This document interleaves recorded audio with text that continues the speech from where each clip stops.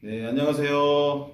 이덕우 목사입니다. 오늘은 기독교의 기본 진리, 그리스도의 인격 3장 그리스도의 인격에 관한 내용을 함께 나누려고 합니다. 지난 시간에는 예수 그리스도 자기 자신의 주장, 예수님이 자신을 가장 잘 안다고 했죠.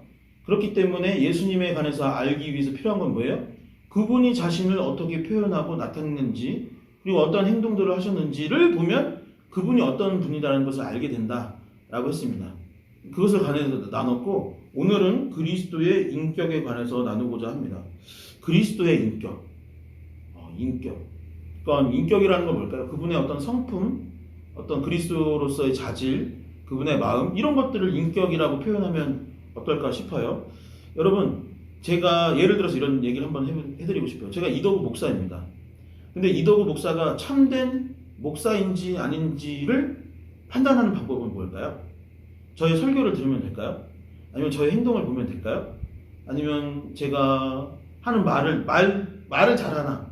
그걸 보면 될까요?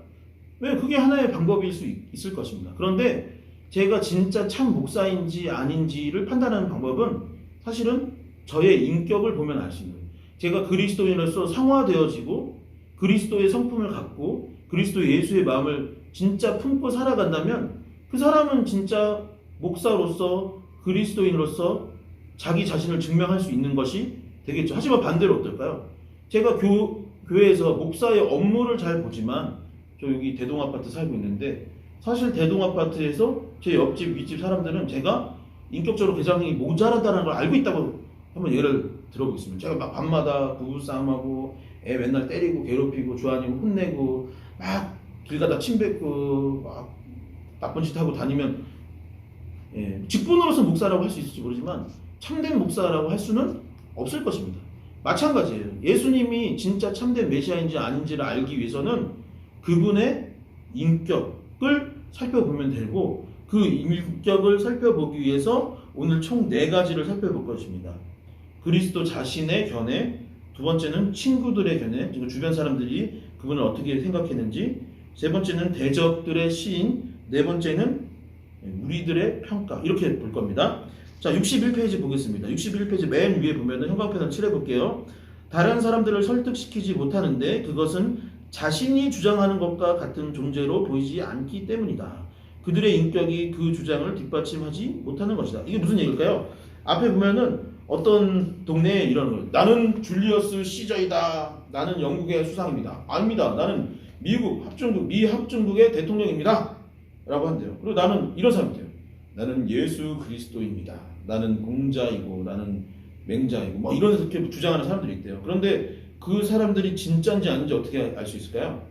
그분이 그 사람들이 주장하는 것과 같은 존재로서 살고 있는지 아닌지를 살펴보면 진짜인지 아닌 줄 알죠. 근데 이 책에서 너무 웃긴 게 뭐냐면 정신병원에 이런 사람들 굉장히 많다라는 거예요.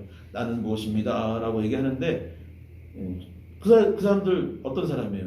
인격과 주장과가 차이가 있기 때문에 그런 사람들은 정신적으로 조금 문제가 있다. 미국식 개그인 것 같습니다. 영국식 개그인 것 같아요. 아무튼 그렇습니다. 자, 한번 그 내용들 좀 읽어볼게요. 61페이지 밑에 보면 인용 구절, 카네기 심슨이 이렇게 말을 했대요. 직관적으로 우리는 그를 다른 사람들과 같이 분류하지 않는다. 예수님에 관한 얘기죠. 예수님은 세상의 위인들 가운데 한 사람이 아니다. 알렉산더 대왕, 찰스 대제, 나폴레옹 황제에 대해서 이야기해보자. 예수님은 그런 사람들과 다르다. 그는 위인이 아니다. 유일한 분이다. 단순히 예수님을 따름이다. 거기에는 아무것도 첨가할 수 없다. 그죠? 카네기 심슨이 이렇게 말을 했다는 거예요. 나폴레옹도 이렇게 썼다고 합니다. 알렉산더 대왕, 찰스 대제, 샤를마뉴 대제, 그리고 나는 제국을 세웠다. 그렇지만 우리의 천재적 창조는 무엇에 근거하는 것인가? 무력이다. 그죠? 이 사람들, 영웅들이 했던 것은 무력으로 이것들을 차지하고 제국을 완성했대요. 그러나 예수 그리스도는 그의 왕국을 사랑으로 세웠다. 이렇게 표현하고 있답니다. 그분의 그 성품과 인격에 대해서 이분들도 인정을 하고 있는 것입니다. 그렇다면 인격에 있어서 가장 중요한 부분이 있는데 그것은 무엇이냐면 이분이 메시아로서 증명되기 위해 필요한 것은 그분이 여러 인간과 달라야 합니다. 그 여느 인간과 다른 가장 핵심적인 무엇이냐면 그에게 죄가 있다 없다? 없다라는 것을 확인하면 그분이 메시아라는 것을 우리가 좀 더 가까이 확인할 수 있는 방법이 되겠죠. 자, 63페이지 보면은 그리스도 자신의 견해 이렇게 표기가 되어 있습니다. 그 밑에 첫 번째 줄, 예수님은 한두 번에 걸쳐 직접 자신은 죄가 없다라고 이야기하셨대요. 맞나요? 네. 8장에 보면은 그 가늠한 여인 사건이 있었죠. 벌써 다 아시죠? 사람들이 가늠한 여인을 잡아다가 이 사람을 돌로 쳐야 될지 말아야 될지 고민하는 가운데 예수님한테 물어봤죠. 어떻게 했으면 좋겠습니까? 근데 예수님이 너희 중 죄가 없는 사람은 돌로 쳐라 라고 했던 사건. 그래서 사람들이 다 죄가 있으니까 돌아갔던 사건들이 있는데, 자, 그 사건 후에 예수님께서 이렇게 얘기했대요. 너희 중에 누가 나를 죄로 책잡겠느냐라고 해요. 46절에 8장 46절에. 그러니까 나를 책잡을 수 있겠느냐? 없다. 나는 왜냐면 죄가 없기 때문에. 자, 63페이지. 나는 항상 그가 기뻐하는 일을 행한다.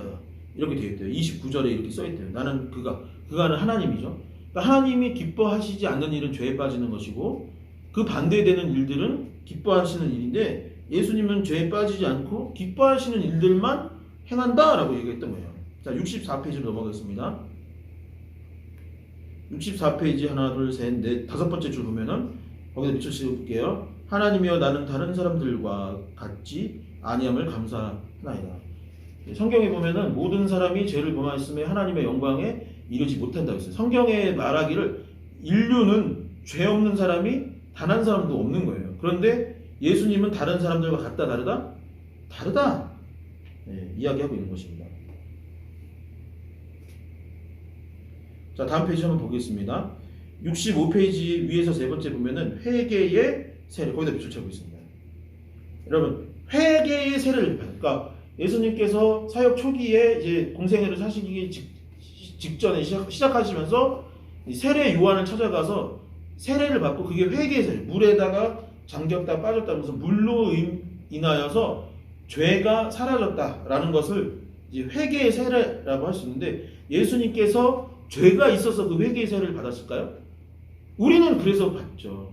이제 거듭났다라는 것을 표현하기 위해, 죄로부터 자유했다라는 것을 표현하기 위해 이 세례식을 갖지만 예수님은 그런 의도가 아니었어요. 그 다음 줄 보면은 모든 의를 이루기 위해서, 그러니까 인간으로서 오신 인간의 모습으로 왔기 때문에 의를 이루기 위해 모든 사람들이 했던 그 행동을 나도 했다라는 것이지 죄가 있어서 했다라는 것은 아닙니다.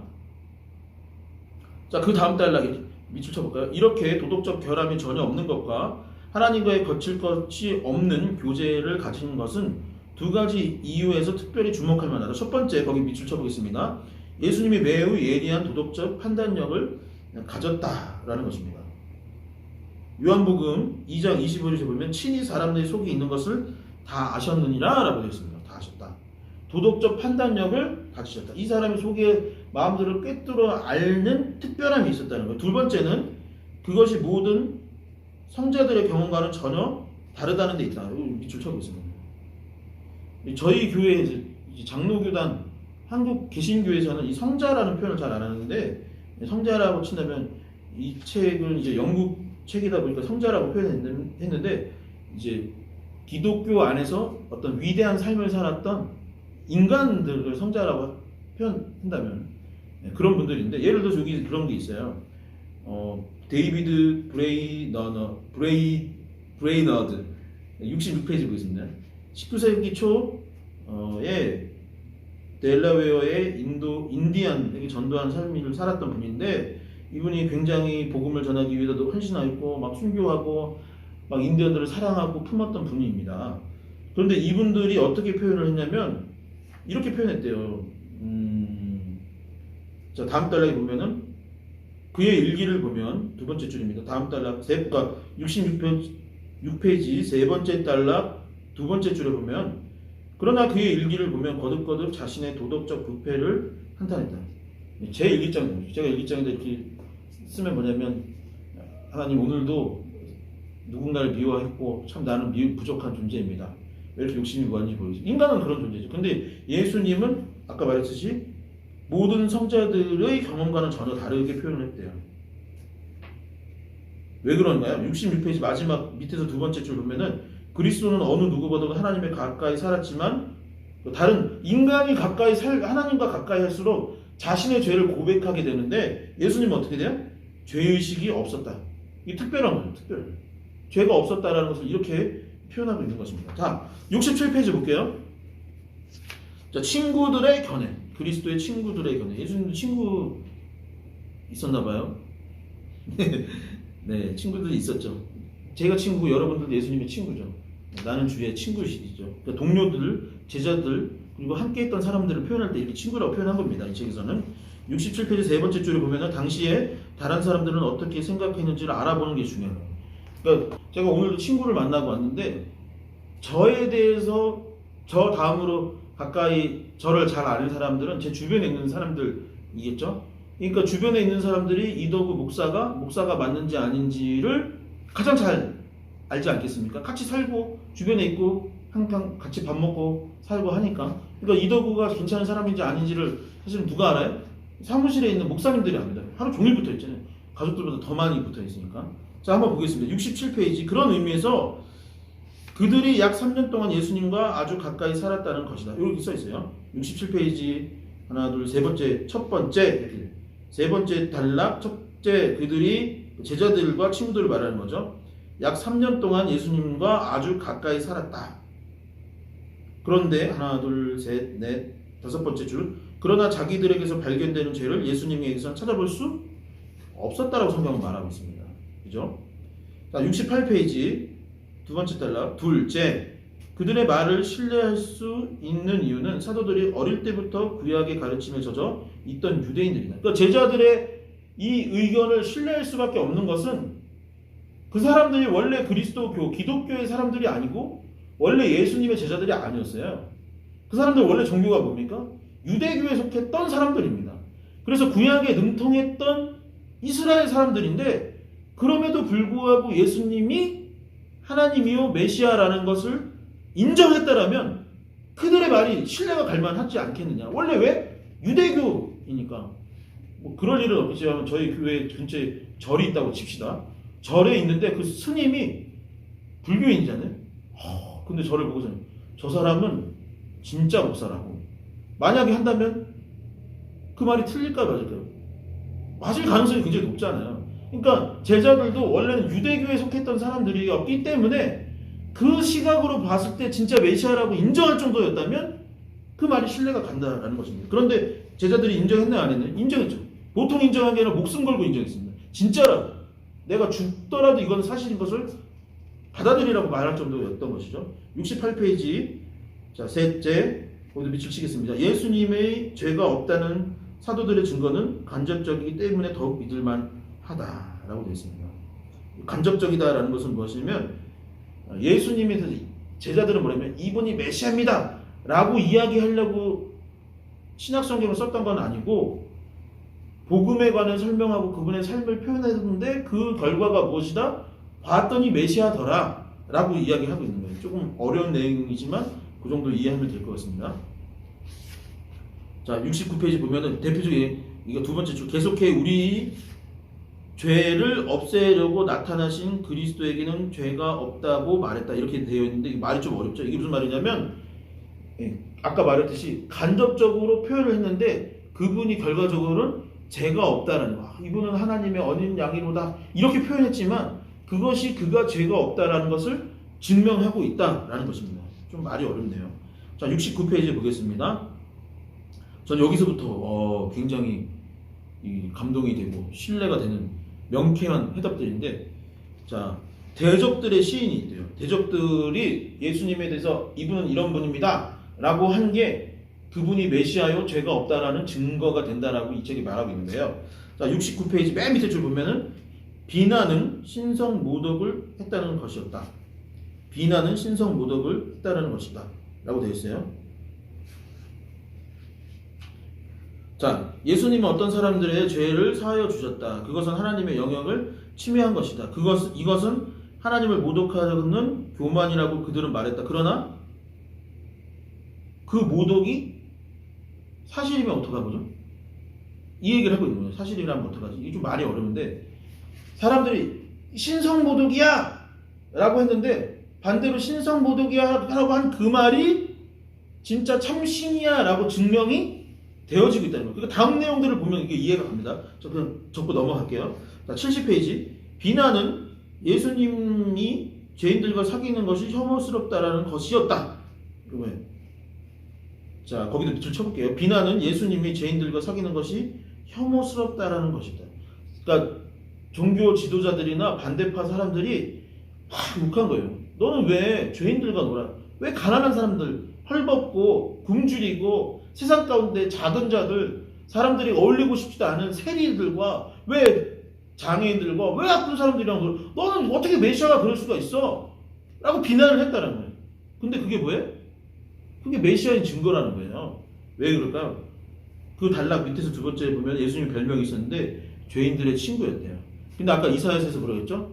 주의 성령이 내게 임하셨으니 이는 가난한 자에게 복음을 전하게 하시라고 내게 기름을 부으시고 나를 보내서 포로된 자에게 자유를 눈먼 자를 다시 보게 하며 눌린 자유를 자유롭게 하고 주의 은혜를 해를 전파하게 하려 하심이라. 그러니까 구약에서부터 이미 예수님은 메시아는 어떤 메시아다? 정치적 메시아, 군주가 아니라 이런 죄인들의 친구로 온 거예요. 그런데 세상 사람들은 그 말씀을 잊어버리고 죄인들의 친구. 근데 죄인들의 친구가 메시아인 겁니다.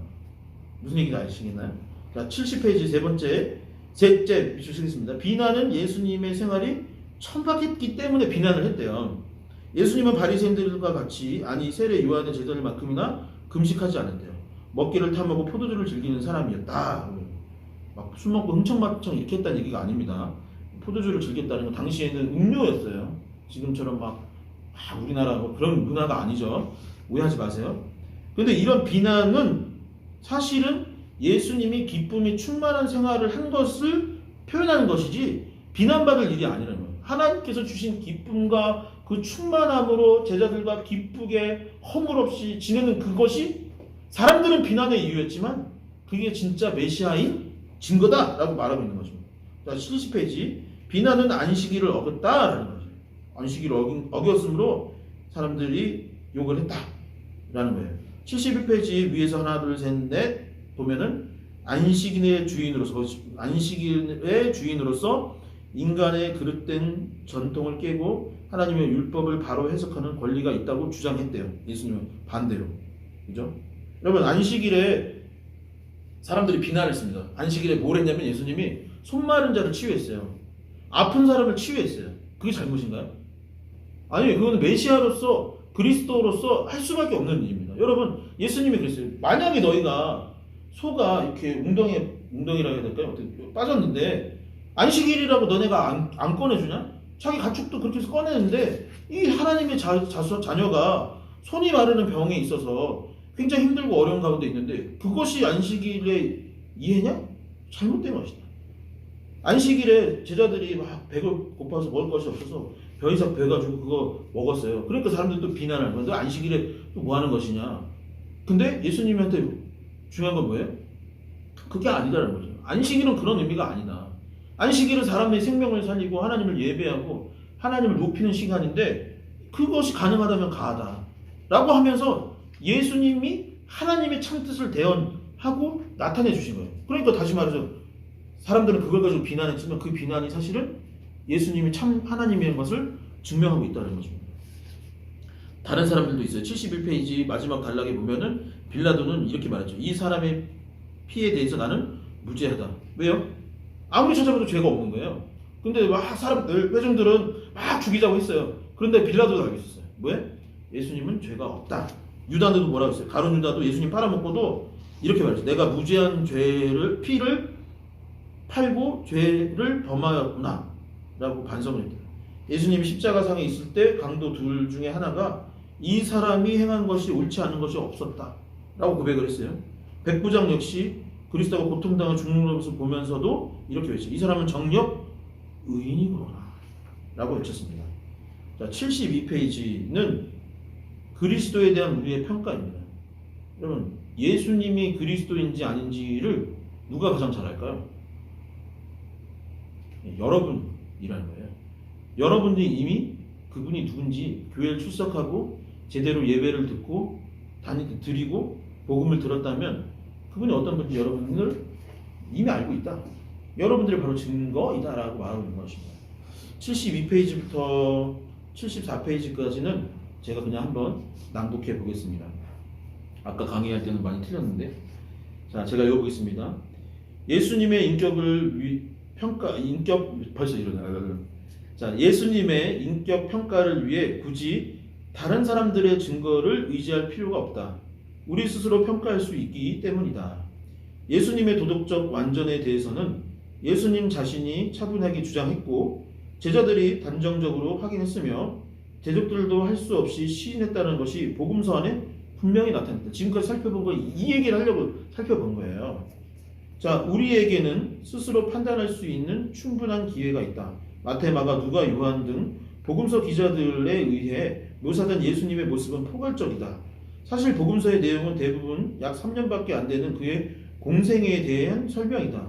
그러나 소년 시절에 대해서도 약간의 묘사가 있는데 누가는 2회에 걸쳐 예수님이 알려지지 않았던 나사렛 시절에 그의 몸과 마음과 영혼이 자연스럽게 성장했으며 하나님과 사람에게 사랑스러워 갔다고 이야기했다.